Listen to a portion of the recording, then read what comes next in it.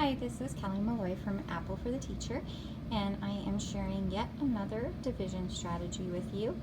This is a partial quotient strategy, and I've used it for a long time, and I kind of thought that everybody knew how to do it, but in recent days, my colleagues and aides that have come in the classroom are like, oh, I've never seen that before, so I decided I would share it with you.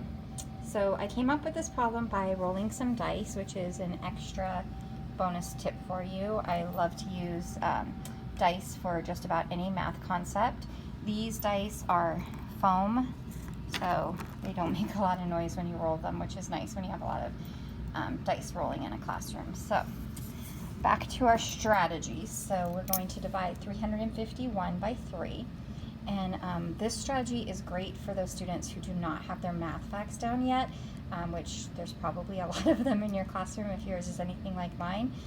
So this really helps, and it starts to develop their number sense. So you ask them, what number do you know that you can multiply by 3 that is going to be semi-close to 351? And so hopefully they would say 100. So we're going to write 100 down here. And then we have 100 times 3 is 300. And they could have used any number at all. It will work with this strategy.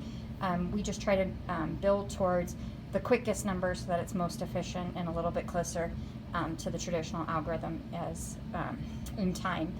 But this is great for differentiating because your higher students will pick up bigger numbers and your students who are still struggling will use smaller numbers, but they'll still come up with the right answer. So then we subtract. So 351 minus 300 is 51. And so now we're going to divide 51 by 3. And so we're going to be thinking of some things that we know that we can multiply by. So maybe they might say 25 times 3, well that's 75, so that's too big. 20 times 3 is 60, that's too big. My students love 10 because everybody can multiply by 10, so let's just try 10.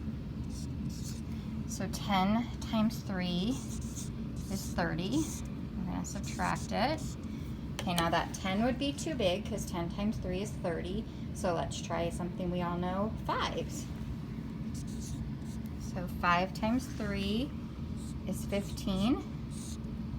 And then we have 6, and hopefully they can figure out, 2. 2 times 3 is 6, and we have nothing left. So now we're going to add up our column that we worked with over here. So we have 7, 1, 1. And so our answer would be 117. If there's a remainder, it just comes up here, just like traditional algorithm.